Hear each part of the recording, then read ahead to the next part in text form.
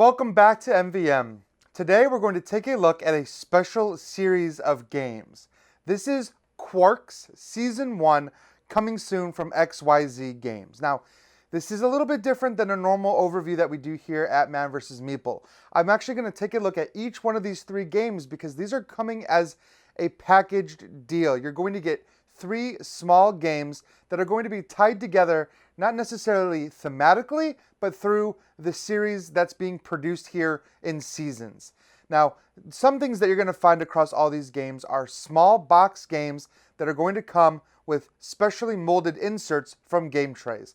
So these are meant to be games that you can bring with you anywhere you go and just play as kind of a filler, lightweight game. None of these games are going to be super heavy, but that does not limit the amount of fun that you're going to have playing with them. Now, XYZ Game Labs sent me prototype copies of the three games that are coming in Season 1. So let's go ahead and take a look at them. Zoo Year's Eve by Joe Slack. This game is a small bluffing game where you are trying to sneak animals into a Zoo Year's Eve party.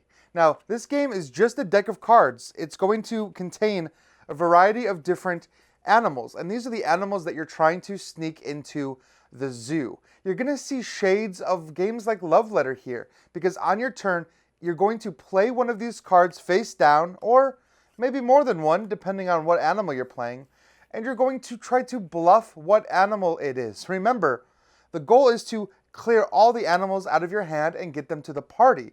Now, you're going to want to claim different animals based on their abilities, and you have a little guest list here that shows all the different animals that are in the game, and each animal does something a little different as far as allowing you to discard other cards from your hand, because the objective is to get rid of all of your animals. So you're going to be able to play them in front of you.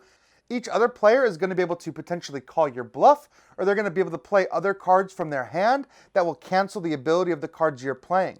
But be careful, if you get caught bluffing, not only do you have to return those character cards back to your hand, you're going to have to draw another one from the deck, thus increasing the amount of time it is until you can get all of your animals out. So you're going to have to bluff at certain times because you're going to want to use the abilities of some of these animals even if you don't actually have the animals in your hand. So there's a lot you have to think about here. Like I compared it to Love Letter, you have to really debate with yourself as to how many of these cards are in the deck, how many of these cards have you seen, what do you think the chances are that another one of these cards is in the player's hand? You need to decide if the player across from you is the kind that would gamble. These are the types of decisions that you're going to be making in Zoo Year's Eve. And the game is full of these tense moments. Even though the game is small and the game is played fairly quickly, you're going to be able to play it again and again and try to out-bluff your opponents every time. You have to really kind of know the players you're playing with and figure out their play style. Cultivate by Adam McCrimmon. Cultivate is a card placement game where you're playing cards out into your garden, trying to create the best garden and meet the requirements of a garden plan that you're dealt at the beginning of the game. So it sounds pretty simple when you explain the game. You're simply drafting cards, playing those cards into your garden, and potentially buying some tools that will increase your point value or allow you to mitigate the game experience a little bit to your benefit. However, the game is complicated. It adds a twist that I've never seen before in a game like this. Each one of these plant cards has a variety of different features, and you're going to see dirt that represents the dirt that's placed around the plants, and sometimes you're going to see gravel. You're also going to see different symbols on these cards that represent how they score points. You want to create chains or sets of these plant cards by placing them next to each other. However, you're not simply placing these cards in a grid like you might expect from normal card placement games. You're actually playing these cards in a way that they overlap themselves so that you can cover all of the gray gravel parts, but not covering the actual plant itself. If you cover the plant with another card, you've effectively buried it and it's not worth points at the end of the game. So each player is going to be drafting these cards and placing them into their own little garden, but there aren't really a limit to how this garden is going to spread. You're going to be able to continuously place these cards, tucking them under or over previous cards in an attempt to connect those dirt patches to form a string.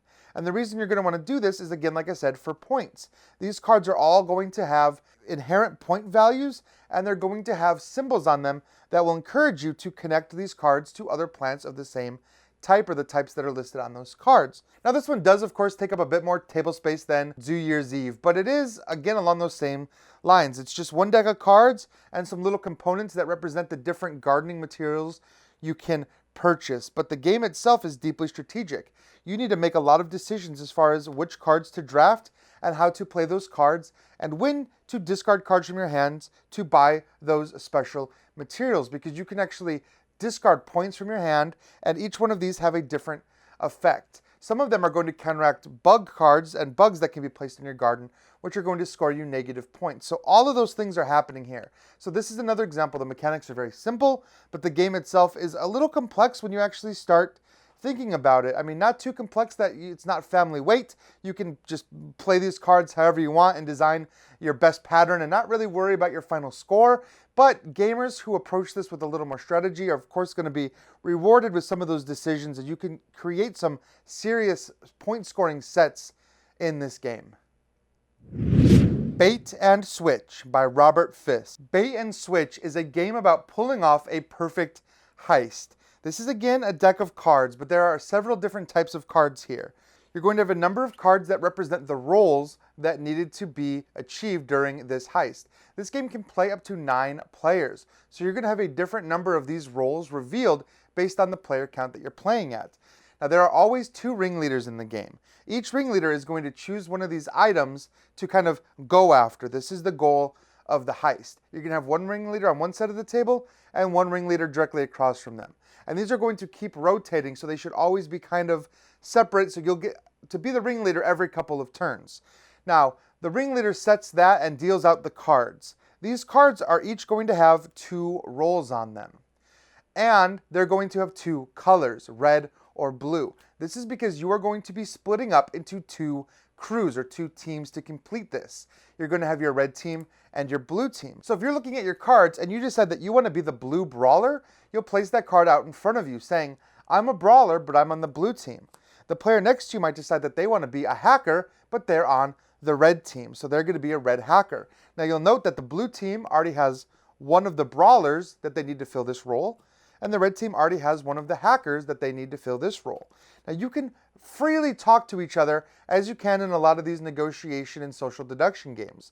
You could discuss who's going to be playing what, who's got what cards in their hand, who's taking on what roles, or who's going to be on which team. You want one of the ringleaders on your team because if you do, you're going to score extra points for that heist. However, nothing that you say is final. You can play whatever card you want regardless of the promises that you made to the other players, because things are going to get interesting later on after you've completed the heist. So there's just a lot of negotiation that's going to happen here and a lot of backstabbing, because after the heist, you're going to figure out the payout. Each player is then going to bring the card back into their hand, and now that blue and red is going to matter for a different reason. Now you're going to choose if you betray your crew or not. Again, there's a room for discussion here as everyone looks around at the other players and tries to figure out if they're going to be the one betrayed. You're going to play the blue side out if you are agreeing to split the money with everybody on the crew like you normally would. You're going to play the red side if you're going to try to steal the money and run off on your own. Now, different things happen based on how many people choose each one. If everyone chooses blue, then great, everyone splits the money like normal. If only one person tries to betray the crew, then they've betrayed the crew. They steal the money and they run.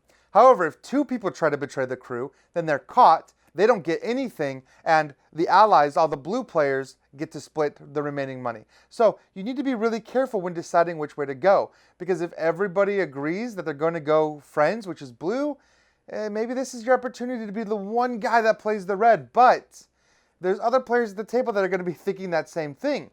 So based on how big your crew was in the previous round, it determines how many people you're going to have to compete with. It's possible that you entered into the heist with a very, very small crew. It's possible that everyone at the table joined the same crew during the heist, and now everyone is competing for that same prize money. You're going to do this for both crews. Anyone that scores money based on the payouts is going to record the payouts on the score sheet. Again, of course, this is just a prototype piece. You'll use it to record your money over the course of 5 rounds. At the end, whoever has the closest to 35 shares without going over is the winner. So this game is all about trying to outwit, bluff, and socially manipulate the other players at the table. So like I said at the beginning of the video, 3 very different games, both mechanically and thematically, but they are all tied together as part of Season 1 of Quarks. And I know that XYZ Game Labs is already working on a future Season 2 by taking board game submissions. So if you are a new designer and you want to submit a game that you think fits with this Quarks kind of style of game, then you should go enter their design competition. We'll have a link to that below in the comments. So thank you so much for watching today, and as always for liking, subscribing, and following us here at MVM, and I will see you next time. Now, before you go, there's one more thing I want to talk about. I hate to bring this up, but YouTube analytics tells us to do this. So please click on the subscription button, ring the bell, watch our next video, rinse and repeat. Just keep doing that over and over and over and over.